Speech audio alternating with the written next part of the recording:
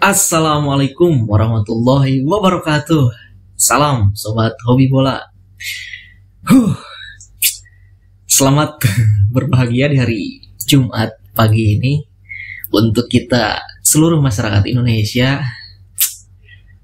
Alhamdulillah, lagi-lagi timnas Indonesia U23 membuat sejarah dengan berhasil lolos ke babak semifinal di Piala Asia U23 setelah mengandaskan perlawanan tim kuat, salah satu tim kuat di Asia yaitu Korea Selatan, dengan lewat drama adu penalti ya.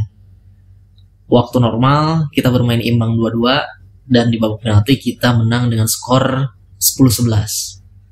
Ini benar-benar sangat-sangat luar biasa sekali dari perjuangan para pemain, pelatih, dan tentunya seluruh masyarakat Indonesia yang mendoakan dan mendukung terus perjuangan dari timnas Indonesia, baik yang ada di Qatar yang menonton langsung di stadion maupun yang ada di Indonesia yang menonton di rumah. Ini sangat-sangat luar biasa.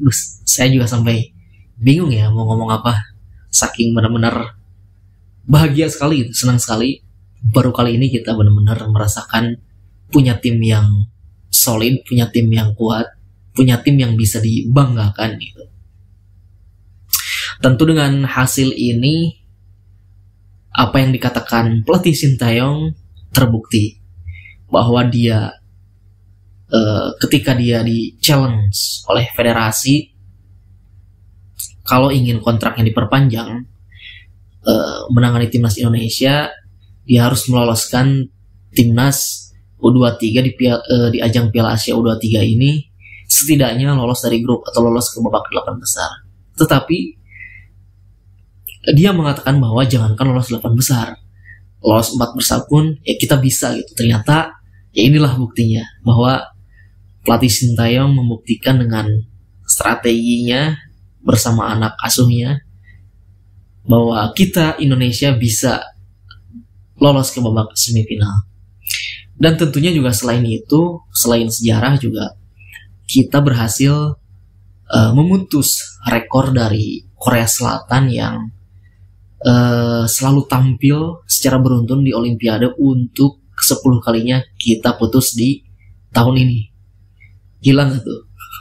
Biasanya Korea tuh selalu tampil di Olimpiade secara beruntun mulai dari tahun 1984 kalau tidak salah ya, hingga terakhir tahun kemarin 2020, dan untuk 2024 mereka sudah dipastikan tidak akan tampil berkat kekalahan dari timnas Indonesia.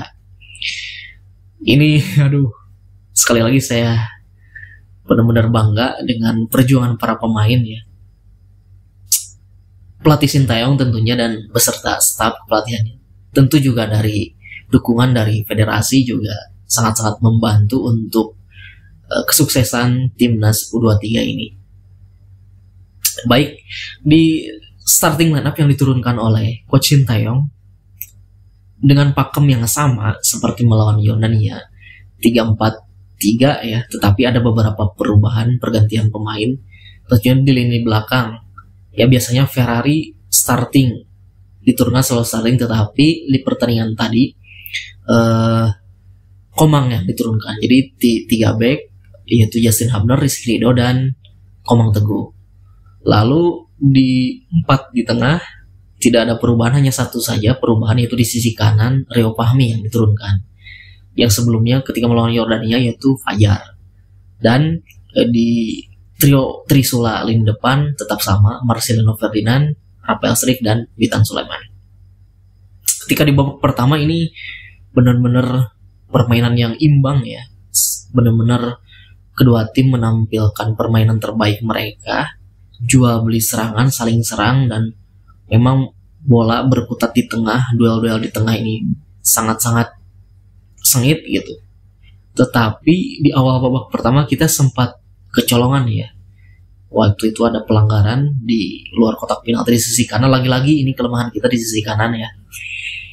Dan Korea berhasil menjebol, tetapi akhirnya wasit menganulir gol tersebut karena pemain Korea Selatan sudah terjebak offside.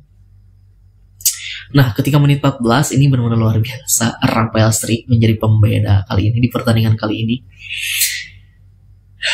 Dia sebelumnya diragukan oleh banyak pihak, termasuk oleh para netizen, para pengamat sepak bola pun banyak yang meragukan dia bahwa tugas dia sebagai striker itu mencetak gol, tetapi sampai sejauh ini dia belum pernah mencetak gol lagi, terakhir kali pada saat kualifikasi melawan Cina Taipei kalau tidak salah.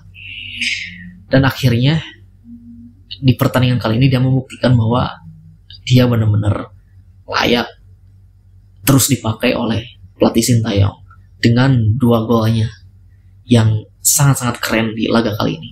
Gol pertama itu tendangan dari luar kotak penalti yang bolanya menghujam gawang dari Korea Selatan ke pojok kiri atas, dan gol yang kedua yaitu memanfaatkan kecerobohan dari 2 pemain bertahan Korea Selatan yang miskomunikasi. Dia berhasil menusuk dan memanfaatkan kecerobohan dari pemain bertahan Korea Selatan. Ini sangat-sangat luar biasa, dan ya saya apresiasi kepada seluruh pemain yang telah berjuang dan kepada pelatih Sintayong beserta stafnya, tentunya kepada federasi yang sudah mendukung kesuksesan timnas U23 di ajang Piala Asia U23 ini.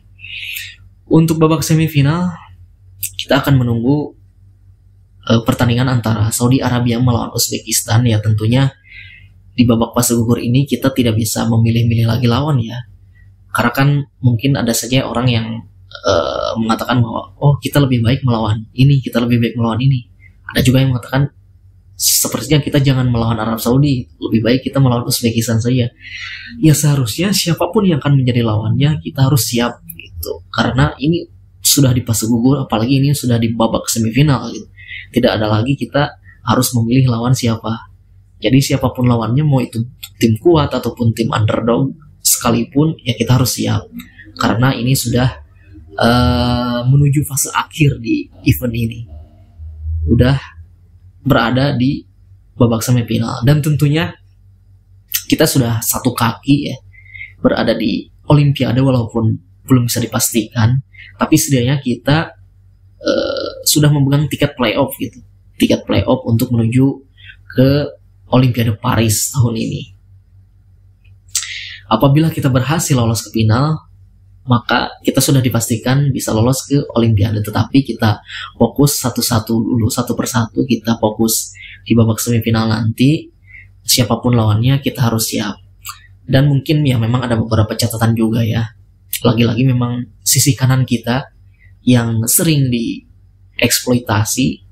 2 gol dari Korea pun itu adalah kelemahan dari sisi kanan kita. Jadi mungkin untuk pertandingan selanjutnya mungkin juga STY mengevaluasi dari sisi kanan kita ini untuk lebih berbenah lagi gitu. Tapi overall saya apresiasi kepada seluruh pemain, terutama ya Hernando Ari yang berhasil mengesep 2 tendangan penalti dari Korea Selatan ya. Luar biasa sekali Hernando Ari ini. Itu saja dari saya. Terima kasih, sampai jumpa lagi di video selanjutnya.